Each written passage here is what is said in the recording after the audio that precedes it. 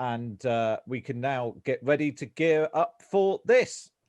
PMQs Unpacked on Times Radio, unpacking the politics and cutting through the crossfire. Order, order. I call Matt Chorley and Tim Shipman. Yes, it's PMQs Unpacked. If you haven't heard it before, what we do is we pause the action live from the House of Commons between all of the exchanges to analyse and explain what is going on. I'm joined by Boris, not joined by Boris Johnson, I'm joined by Tim Shipman, political editor of the Sunday Times. I'm slightly distracted by Boris Johnson. Well, my hair is getting a bit out of control now. I haven't had a clip for some time, so I can understand why you might have made that comparison. Well, I can confirm that Boris Johnson's hair is also looking a bit wild, although perhaps not quite as wild as yours. Tim Shipman, the Labour Party launching its local election campaign tomorrow. Would this be a bit of a dress rehearsal, do you think? Yeah, I think that's exactly what we're going to see. I mean, PMQs, when there's not one great big meaty subject to get your teeth into, can often descend into an exchange of slogans. And I suspect even more than usual, both leaders will be looking to get some bites in by the close of play. We're about to see, a lot more politics around all of this, I think.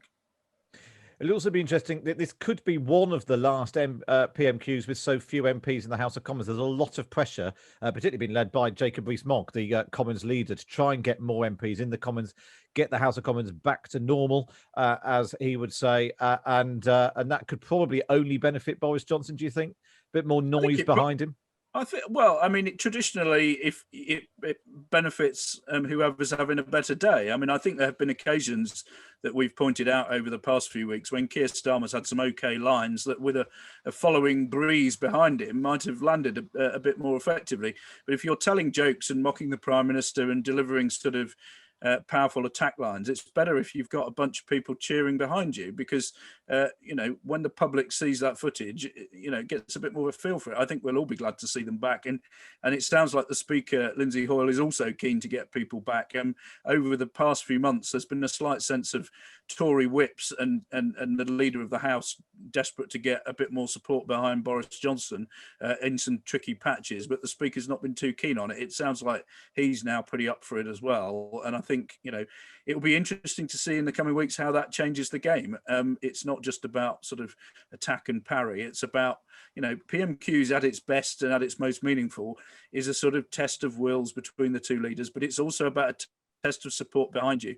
And when you're losing, the echoing silence behind you is quite telling. At the moment, for the last few months, we've not had that. We've not been able to gauge how these performances are going down with their own teams. And I think that will make it a more interesting contest each week.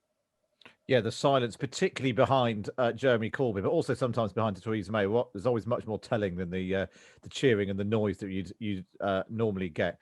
It's interesting that a Tory MP phoned me last night, in part just to sound off about the fact that they felt that the Commons was dragging its heels a bit on at least saying when MPs could get back in the House of Commons.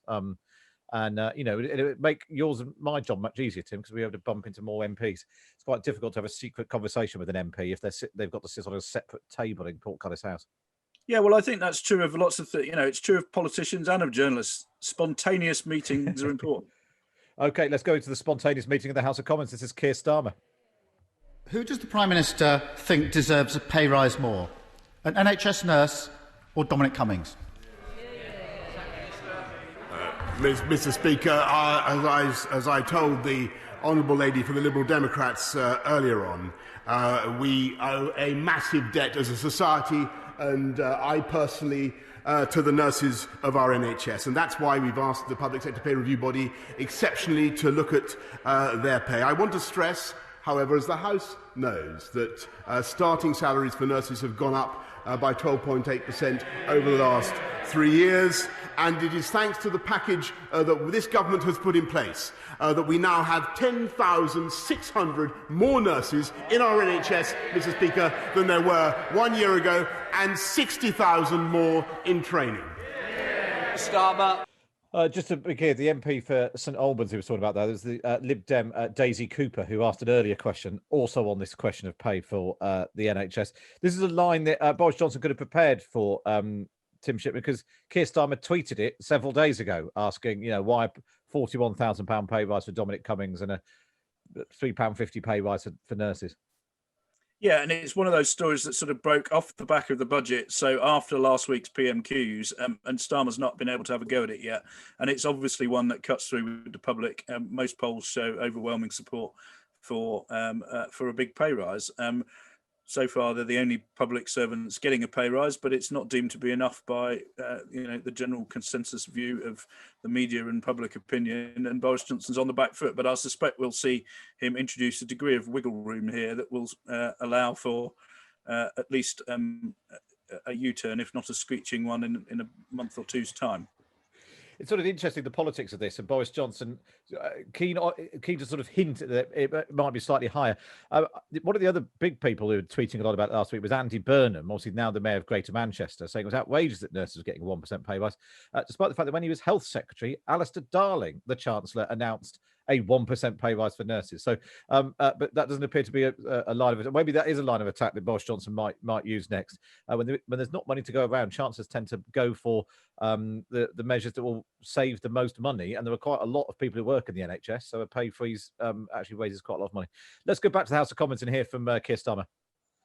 Mr. Speaker, he says nurses' pay has gone up. I know he's desperate to distance himself from the Conservatives' record over the last decade. As he well knows, since 2010, nurses' pay has fallen in real terms by more than £800.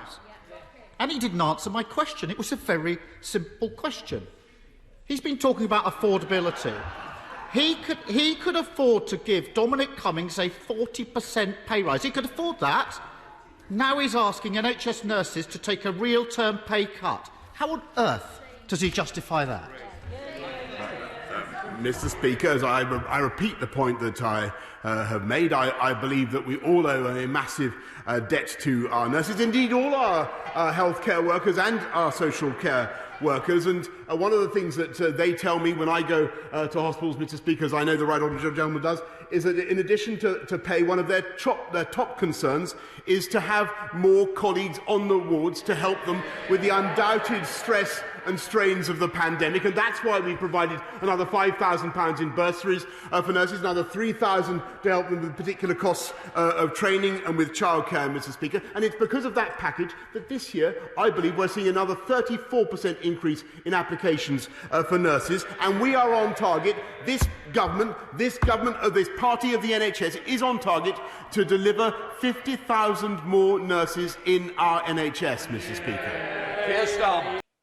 Okay, we'll just duck in there. I mean, this dispute, first of all, about is it a pay rise, is it a pay cut? This basically depends on when you start counting, doesn't it, Tim? Yeah, and it's also about inflation. Inflation at the moment, a 1% pay rise, according to the official inflation number, would be a real terms rise. But the expectation is that inflation goes to about 1.5% this year. So a 1% rise is a real terms cut.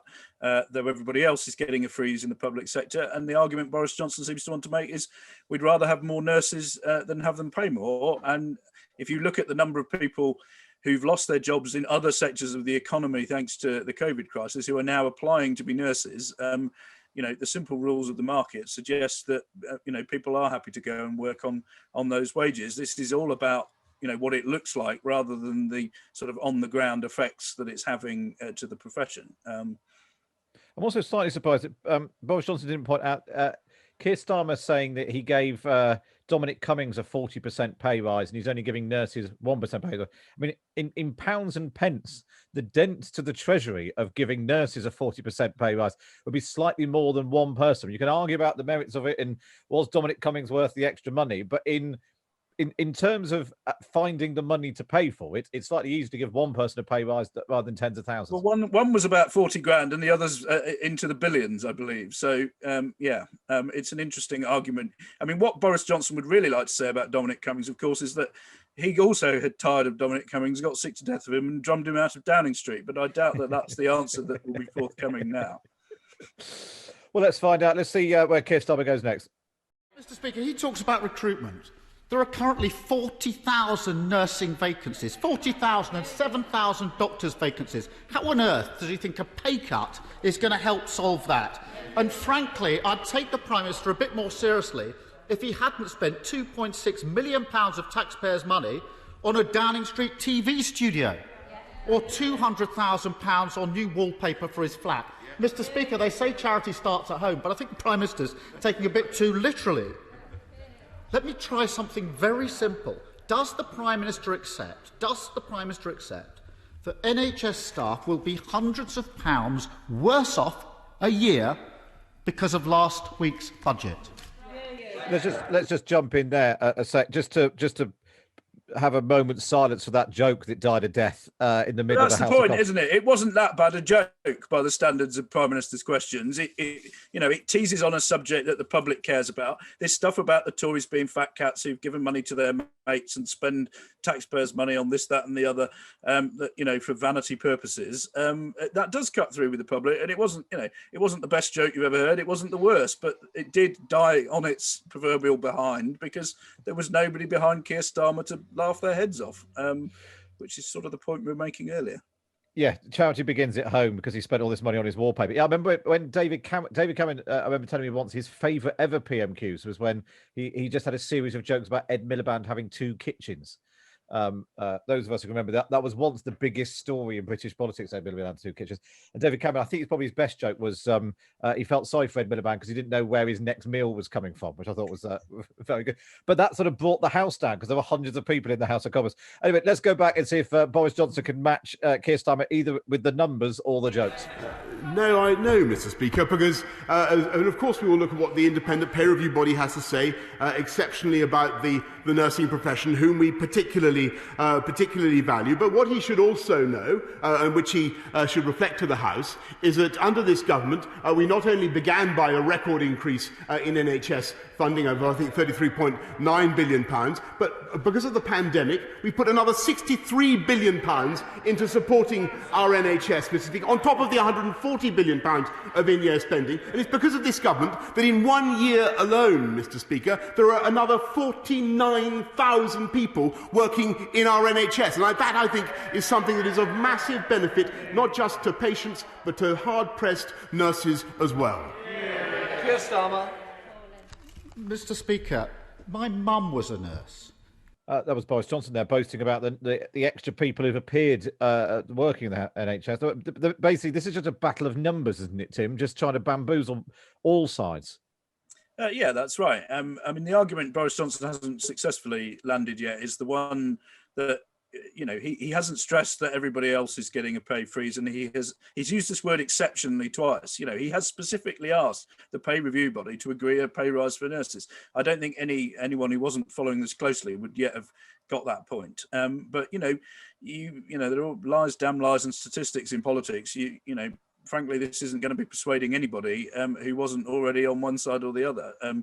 If you're a Tory, you've got more nurses and you've put huge amounts of money into the health service. If you're Labour, it's still not enough. And that's, been a long theme in British politics for the last 70 or 80 years. And the pandemic is not going to change that. I suppose there's also the risk that if Boris Johnson does ask the pay review body to come back with an increased number for NHS workers, the public impression of not wanting to pay NHS workers more will have stuck, and the U-turn will be slightly overlooked. Anyway, let's go back. Keir Starmer in the House of Commons. My sister was a nurse. My wife works in the NHS. I know what it means to work for the NHS. When I clapped for carers, I meant it. He clapped for carers, then he shut the door in their face at the first opportunity. And the more you look at the Prime Minister's decision, the worse it gets. Because it's not just a pay cut, it's a broken promise too. Time and time again, he said that the NHS wouldn't pay the price for this pandemic. 2 years ago, he made a promise to the NHS. Here in black and white, his document, it commits to a minimum pay rise of 2.1%. It's been budgeted for and now it's being taken away. He shakes his head. His MPs voted for it. So why, after everything the NHS has done for us, is he now breaking promise after promise? Prime Minister. Mr. Speaker, he voted against the document in question, which is to crown the absurdity of his point. Under this government, we have massively increased funding for our amazing NHS, with the result, as I say, there are 6,500 more doctors this year than there were last year, 18,000 more healthcare workers, and 10,600 more nurses. And we're going to go on, Mr. Speaker, and we are going to deliver our promises. I can tell the right honourable gentleman. We are going to go on and we're going to build 40 more hospitals, and we're going to recruit 50,000 more nurses, and we're going to get on and deliver on our pledges to the British people. And we're going to do that because of our sound management of the economy and the fastest vaccine rollout programme of any comparable country, which, frankly, if we'd followed his precepts and his ideas, we would certainly not have been able to achieve. He says he voted for it. He did. So Keir Starmer there doing his some of my best friends and nurses routine. The thing I wonder about this, Tim, is the political impact of all this. The Labour Party, what Keir Starmer really needs to do is put a sort of electric shock through the electorate, if that's not too many electrics, to try and jolt people into thinking there's more to him than just not being Jeremy Corbyn. Is being nicer to the NHS than the Tories enough, do you think? It's not a big surprise, is it? No, it's not a big surprise, but he's tried to being, the best friend of business, which is more of a surprise historically from a Labour leader. And he copped a load of flack from people in his own party for doing so. So, it's not easy being the leader of the opposition. A Labour leader has to go on the NHS because it is always the issue on which the Labour Party has the most cut through, and has been for decades. A Labour leader not hitting hard on the NHS wouldn't be doing his job properly, to be perfectly honest. But he's got a difficult argument. He can keep saying you're not spending enough money, and Boris Johnson could turn around and say we are spending huge, unprecedented, astronomical sums of money. While people might locally have examples where they know that their local hospital or whatever is falling short, they existentially sort of understand that vast sums of money have been thrown at this problem, and it's a difficult one more than ever for Labour to get traction with. Just flipping the opposite then, and the sort of political strategy for the Tories, why not just give nurses a bigger pay rise? The amount of money that they will do in the end, won't they? I mean, that's what I mean. Why not make it the centrepiece of the budget last week instead of super deductions, whatever that might mean to a man in the street? Well, quite. I mean, we all wonder about that particular policy being the headline news on the day. Well, look, there's a process here, as they say, and they're going to end up paying probably closer to the 2.1% that the NHS thought it was most likely to get. But they'll be hiding behind the pay review body, and they'll be able to say, look, this is gone. We put in our proposals, other people did too, and this is the number that has been approved by the independent pay review body. And that's what they'll end up paying, I suspect. And they may even be slightly more generous and say we've gone a little bit further than that. But if they put in 2-3% now, which would have cost huge sums of money, they'd have ended up paying even more than that. Instead, they put in 1%, and they'll probably end up paying 1.5 to 2. It's a haggling process. Well, let's go back to Keir Starmer. Let's see if he sticks with the NHS. And now he's ripped it up. 2.1% ripped up. And if the Prime Minister won't listen to me, he should listen to what his own Conservative MPs are saying about this. His own side. This is what they say. Behind you, Prime Minister, it's inept. It's unacceptable. It's pathetic. These are Conservative MPs about the Prime Minister's pay cut for nurses. And that's before his answers today.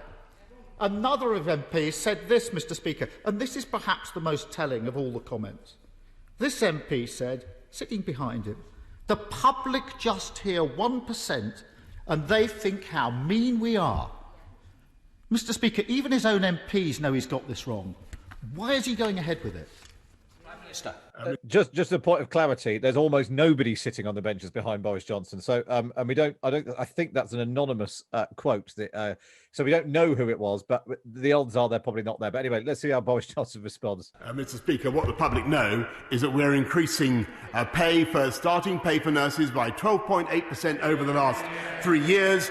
They know that this government, in the last year, has put another £5,000 bursary into the pockets of nurses because we support them, and as well as the 3,000 extra for training. And of course, it's very, very important that the public sector pay review body should come back with its proposals, and we will, of course, study them. But as I say, it is thanks to the investment made by this government that there are 49,000 more people in the NHS this year than last year, 10,600 more nurses, helping to relieve the burden on our hard-pressed nurses. That is what this government is investing in.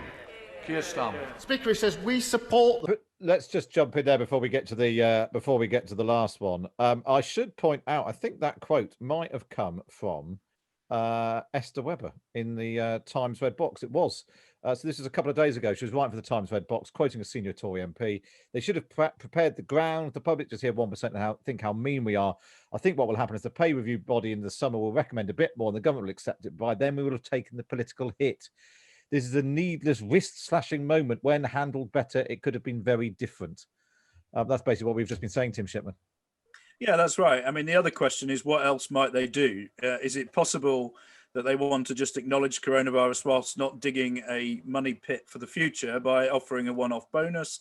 That's there have been discussions about that in Whitehall. There's talk of honouring people in the NHS in other ways. Some local trusts are issuing medals and that sort of thing.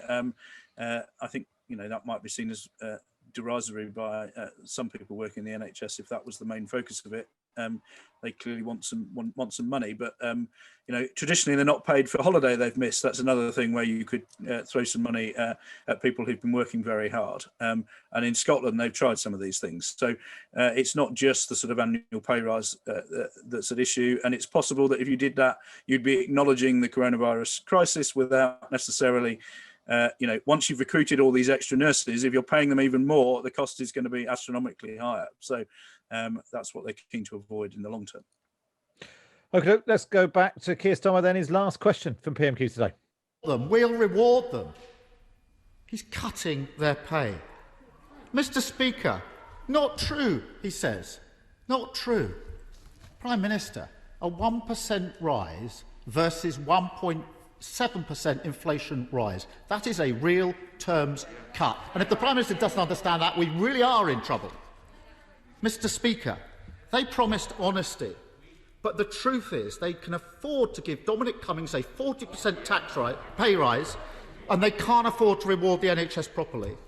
The mask really is slipping, and we can see what the Conservative Party now stands for. Cutting pay for nurses, putting taxes up on families. He's had the opportunity to change course, but he's refused. So if he's so determined to cut NHS pay, we at least show some courage and put it to a vote in this Parliament.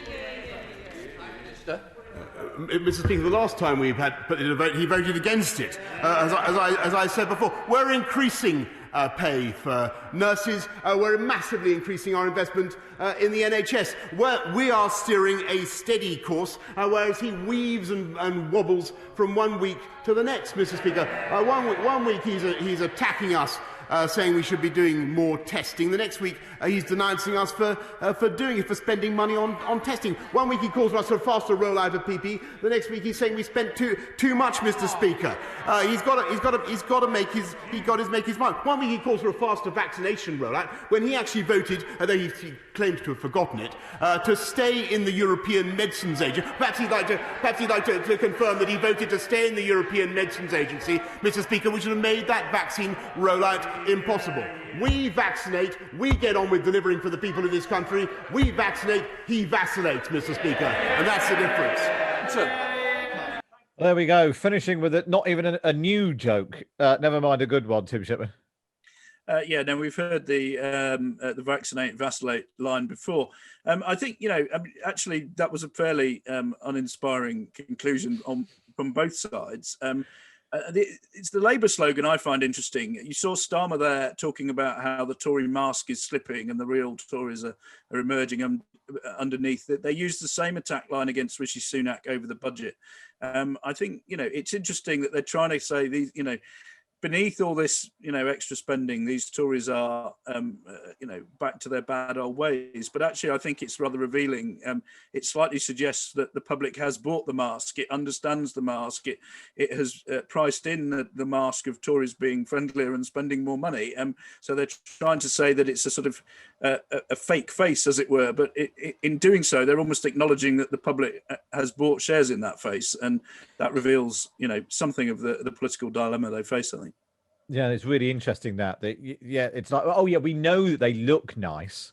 What we're telling you is they're not really. It's a very different position to be in. You know, it's the first stage, I suppose, of the opposition's attack, isn't it? Because they then need to get everyone to think, oh no, the government is bad, and then they'll start looking at them. So they're sort of one step further behind than they might have been otherwise. It's not always successful, Matt. I mean, if you go back to when Tony Blair was leader of the opposition, the Tories tried this trick with him and said, you know, this Blair chap ran on a very socialist manifesto in 1983, and he's a lefty underneath. You know, you can't trust this Tony Blair. He pretends to be a friend of Middle England, but actually he's this wicked left winger.